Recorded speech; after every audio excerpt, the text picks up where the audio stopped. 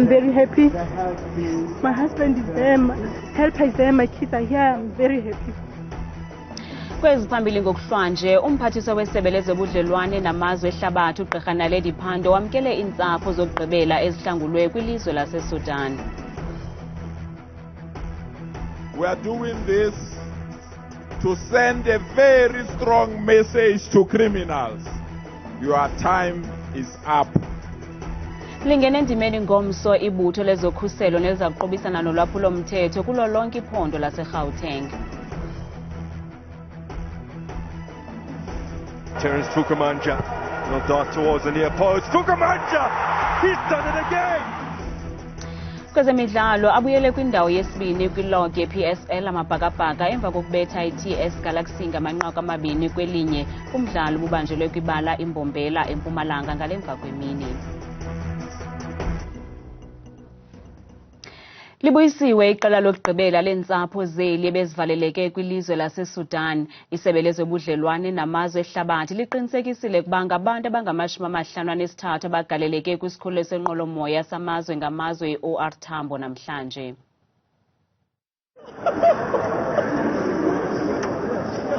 Lide labuyiswa iqela lokugqibela labemi boMzantsi Afrika abahlangulwe kwidabi lase-Sudan. Ibizizijuyilike kwintsapho nabahlobo babo ngethuba begaleleka kwisikhululo senqwelo-moya i-OR Tambo International Airport namhlanje. Unkosikazi uChwene Mampara uthi ukubuya komyeni kwakhe kumvuyise kakhulu. I'm very happy. My husband is there, my helper is there, my kids are here. I'm very happy. Umphathiswa wonxibelelwano namanye amazwe unkosikazi uNaledi Iphondo wamkele ezintsapho zisindileyo. Ukwathe elilizwe alixolanga zingxwabangxwaba zaseSudan. We are really happy that you are back home. We feel for the people of Sudan who are experiencing a terrible conflict, and we pray that that conflict will end. Ngelixa umphathiswa wemicimbi yezekhaya umnumzana uAaron Motsoaledi ucacise ngemigudu abayenzileyo yokunceda abo baphulukene namaphepha abo okukhenketha kwamanye amazwe. Now these ones, remember, were stranded. Many of them went to Sudan with passports, not illegally, but they couldn't get them. They lost them because they were running away. All our missions have got Home Affairs officials in them. And when they arrived in the mission in Egypt, they were able to document them. And that's why they were able to come back home via Nairobi. Zamaxhoba abambe ngazibini kurhulumente weli nakumbutho wesisa i-Gift of the Givers ngoncedo lwabo. Ndinguzola Sholwana weendaba zethu kuChannel 163 eRhawutini. Kulubaphathiswa ephondo lase-Gauteng umnumzana Phanyaza Lisufi icebise amalungu ebutho elitsha elizakulwa ulwaphulo-mthetho kweliphondo ukuba umsebenzi walo kugcina eliphondo likhuselekile. Elibutho elitsha kulindeleke ukuba litsha isaqhuma liqalise ukusebenza ngomso kwaye liza kutyalwa kwiindawo ezahlukeneyo neziphala phambili ngolwaphulo-mthetho kweliphondo. Inkulu baphathiswa yephondo lase-Gauteng umnumzana Phanyaza Lisufi uthi elibutho lokulwa ulwaphulo-mthetho nelinamalungu angama-4,000 liza kutyalwa kuzo zonke iiwadi zeliphondo ukuqala ngomso. Lo Lisufi uthi elibutho liza kudlala indima enkulu kwidabi lokulwa ulwaphulo-mthetho kweliphondo. We have not hired them because they were unemployed. We have hired them because they are brave, they are determined, and they want to clean Gauteng and ensure that there is no room where a criminal can hide in Gauteng. Ukanti abo baphula umthetho kuthiwa ixesha labo lifikelele esiphelweni kwaye baza kulicula elandincamisayo. We are doing this because we are tired of criminals. We are doing this to send a very strong message to criminals. Your time is up. It's game over now. Umnumzana Lisufi uqinisekise abemi beliphondo ukuba urhulumente wakhe uza kulisiphula neengcambu ulwaphulo-mthetho. We are saying to all our communities in the townships, today, we are saying to all our communities in informal settlement, today, we are saying to all our communities in hostels, When you go to bed tomorrow night, you must sleep peacefully because each and every ward will have a 24-hour patrol van guarding all our townships, informal settlement and hostels.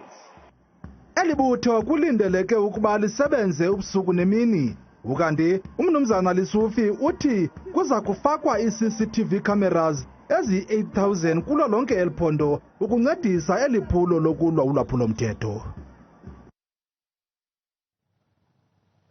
Inxalenye yabasebenzi neentsapho zamaxhoba avaleleka elilimine eMpumalanga ithi ayizukuzibandakanya nemibhiyozo yosuku lwabasebenzi ngomso. Zitho lusuku Ivus'amanxeba okushiywa zizalamane uPriti Nkambule, uYvonne Mnisi noSolomon Nyirenda yayeyinkithi abasebenzi eyaphulukana nemisebenzi emva kokuvalwa kwalo mgodi. Imindeni yetisebenti letintsatfu letavaleleka emgodini welilimine kanye nalabo labalahlekelwa ngumsebenzi emva kokujilika kwemayini babambe lihambo lolubheke ekhatsi emayini. Kulesikhathi samanje beboyobamba inkonzo leholwa i-Action SA kukhumbula labo labanyamalala eminyakeni lesikhombisa lendlulile. We are bringing a prayer just to mark the 4th year because the 30th of April means a lot to them. That was the day they decided that they're not going to stay in their houses when their kids are underground. So they came and stay here until their kids are removed from the ground. Nesihlanze iminyaka lengu4 nje sitmisele futhi sinesibindi sokuthi singahlala lo mnye 4 eminyaka size sithole leto timpendulo leto lesitilangadelelako. Impilo imatima kakhulu kulabo labalahlekelwa ngumsebenzi kwatise kuthi namanje basafuna umsebenzi. Bengisebenza khona lamayini, ngibhala ama-truck, ngumsebenzi lamayini. Lokwenteka namuhla sicelebrate sihlanganisa 4 years ikempu imile lapha, so sicela uNkulunkulu ukuthi akaside imane imayini ivulwe. Impilo namhla seyimatima kakhulu kunalesikhathi bengisebenza. Lekhathi bengisebenza impilo ebingcono kakhulu. Imindeni yaletisebenti letintsatfu letisavaleleke emgodini kanye nalabo bebasebentela ililimine bathi batawuchubeka bahlale lapha kutsi made kuvulwe lemayini kuphindze kukhishwe emgodini Priti Nkambule, Yvonne Mnisi kanye naSolomon Nyirenda. Etindzabeni tetfu ku Channel 163 lotilethelwa iNewsroom Africa, ngingumweli Masilela, elilimine eBarberton, eMpumalanga. Lithe qha ngokuhlala inhlanganiso ekhethekileyo ibhunga lomasipala wesixeko saseGauteng emva kokulahla kaMnumzana Thapelo Ahmad njengosodolophu kusuku nje phambi kokuba elibhunga liphakamise ukungamthembi. Umhlalutyi wezopolitiko unjingalwazi Sithulekho Matibisi uvakalise ukuba ukutshintsha kwelawulo kwezopolitiko akusingeli phansi nje kuphela abahlali besixeko saseGauteng koko nabemi beli jikelele. Unjingalwazi Sithulekho Matibisi ukwatyhola ngelithi ukungazinzi kolawulo kumasipala wesixeko saseGauteng bonakalisa ukuba bezopolitiko kweli badlala undize endaweni yokunikezela ngeenkonzo eluntwini.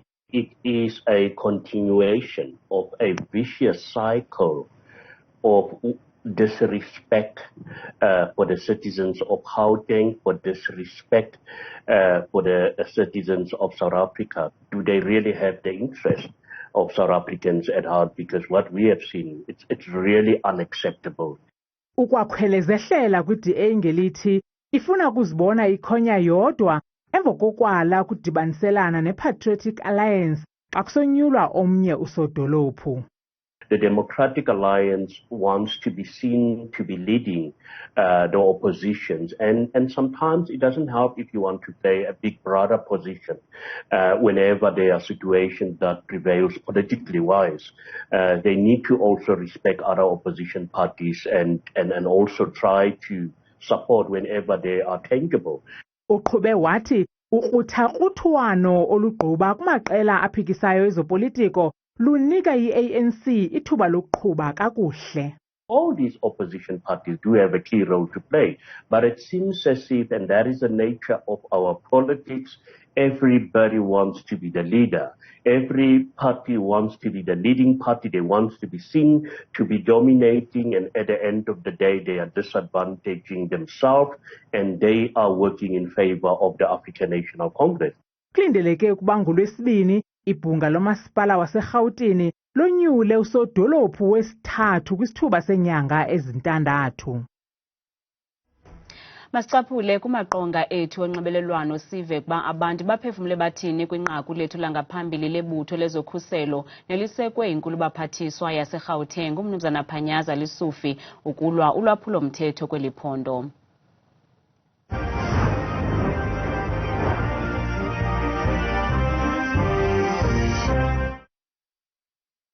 Iyona nto ibingcono into bakuqeshwa abantu ngoba intswelangqesho ininzi apha eMzantsi. Eyemoto into ayizukwenza mohluko kuba imoto azizuziyela kule ndawo kuneziganeko kuzo.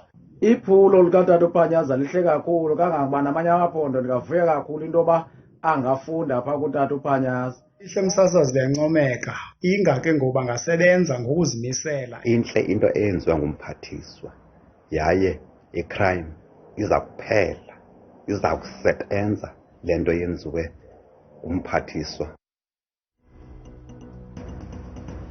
KuFacebook Lazela Daka uthi msasazi wam ndinethemba lokuba liza kusebenza eli phulo likhangeleka lilihle. Unceba Mapoma uthi msasazi eli iphulo lizozala amathokazi kuhle kwenziwe zonke inzame ukulwa ulwaphulo-mthetho ingasenamanye amaphondo angazeka mzekweni uthwesemntla-ntshona. Avela Mtunu Gatyeni yena uthi wow kwakuhle ngasebamilisela imithetho ethile ngoba imoto noba zingayi-1000 azikwazi uziyela kwizigilamkhuba uthwesemqanduli kuhasa. Kanti ungaphefumla kumaqonga ethu onxibelelwano ngokuthi usebenzise le nombolo yeWhatsApp nengu-071 670 2548. Xa sihlabela mgama kusweleke omnye unogada wengqonyela unjingalwazi sakhela buhlungu edyunivesithi yaseFort Hare eMpuma Koloni. Le dyunivesithi ivakalise ukuba omnye wonogada bakanjingalwazi buhlungu sweleke kwingozi yemoto ngentseni yanamhlanje nemtshayise nje yabaleka. Le ngozi za emva kokuba unjingalwazi Sinde Chebetshu kwinzame zokumbulala ngoJanuwari nalapho kwaye kwadutyulwa kwasweleka unogada wakhe osweleke kwingozi yanamhlanje uchazwe edyunivesithi njengengqina eliphambili kwityala lokuzama ukubulala unjingalwazi. Bahlanu abarhanelwa esele bebanjiwe ngokuphathelene nolo hlaselo lwangoJanuwari uzawuthi ga ngoku. Intatheli kwilizwe laseKenya uGordon Osini inqinile ukuba umfundisi owayalela amalungu ebandla ukuba azile ukutya de asweleke uphume ngena ezinkundleni njengoko ejongene namanye amatyala ukanti uzawuthi ga ngoku lonyukela yakufika ngaphaya kwekhulu inani labantu abaswelekileyo kwesi seleku.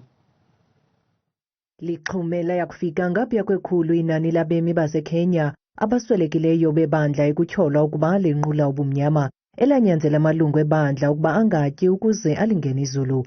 Umphathiswa wemicimbi yangaphakathi eKenya uthi baza kuqinisekisa ukuba abo babandakanyekayo bayalicula ilandi ncamisayo. Government of Kenya will do whatever it takes to make sure that we convict Mr. Mackenzie and all those who helped him perpetrate his heinous crimes. Intatheli yaseKenya umnumzana Gordon Osini uthi umnumzana Paul Mackenzie oyinkokheli yebandla iGood News International Church uyindoda exhaphakileyo kakade enkundleni yamatyala. Paul Mackenzie is had run-ins with the courts. In fact, as of 2019, he locked horns with the local member of parliament that time called Aisha Jumwe. Right now is a member of cabinet. She's a member of cabinet. And she demanded that the man be arrested. He was actually arrested and charged in court, but was released on a 10,000 Kenyan shillings bail. Ukanti kubanjwe omnye umfundisi naye otyholwa ngokubulala, ukunceda ukubulala, ukuxhwila nokukhohlakalela abantwana njengoko kusaqhutywa uphando ngesi siganeko. Orlando Pirates ibuyele kwindawo yesibini kwilog ye-PSL emva kokubetha i-TS Galaxy ngamanqaku 2 kwelinye kumdlalo we-DSTV Premiership ubanjelwe kwibala laseMbombela eMpumalanga ngalemva kwemini. Folosi yamabhakaniya uTerence Sukamanja noqhuba kakuhle kulamalanga kuye ofake inqaku lokuqala le-Orlando Pirates ze uDion Hotto wafake lesibini. Ezikamagebhula zibhoke isicuku kulamalanga kwaye zize kulo mdlalo zifuna impumelelo nanjengoko zisilulela indawo yesibini kwilog. I-TS Galaxy kwelayo icala ifuna ukungena kwi-top 8. Amabhakaniya khange awufudumeza umvubo kuba afunze edabini zisuka afumana inqaku ngentloko kaTerence Jukamanja kwimizuzu nje uqalile umdlalo. Terence Jukamanja will dart towards the near post. Jukamanja, he's done it again. iGalaxy ivukile emaqandeni emva koko kwaye kuthe xa kusele imizuzu emithandathu kutshintshwa amacala ukapteni wayo uGiven Msimango wafaka inqaku lokulinganisa. But it takes towards the near post and then kwisiqingatha sesibini amabhakaniya ebeyinto ngobunto bayo. Lo migushuzo yawo ide yazala amathokazi ngethuba uDion Hoto efaka inqaku lesibini ngomzuzu wama-58. Hayi ke emva koko omabini lamaqela ebefuna undikho kodwa ajijisana kwade kwasekupheleni. iOrlando Pirates ihleli kwindawo yesibini kwilogu emva kwale mpumelelo ngelixa iTS Galaxy yona ikwindawo ye-12. Thabile Makhaphela utshaza intambo izakuxhobisa ngobume bemozulu.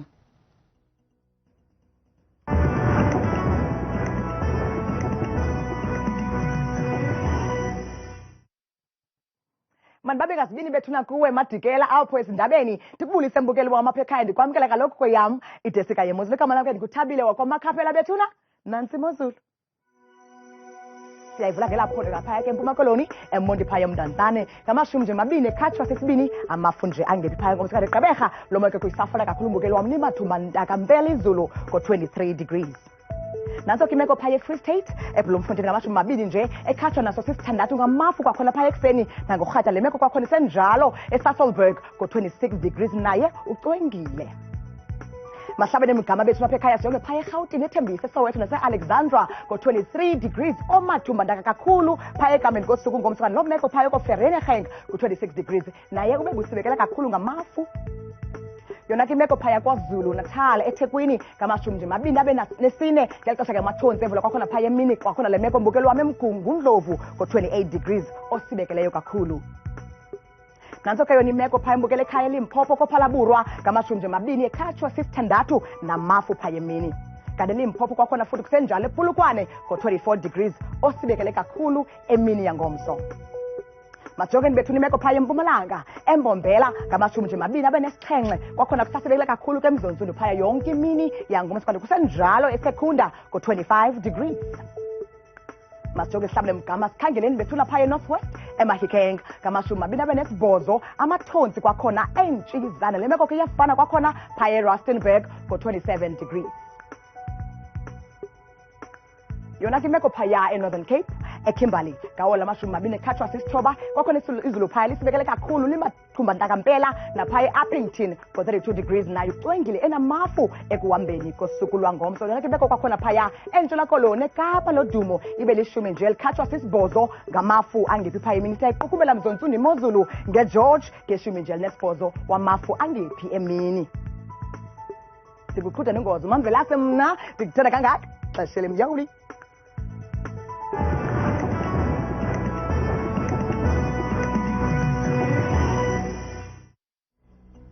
Kanti ungaphinda ubukele izindaba ku-YouTube @indaba zethu 163 ngomso ogxa bethu baza kuniphathela izindaba zethu ngolwimi lwesiZulu. Kamnandi mawethu.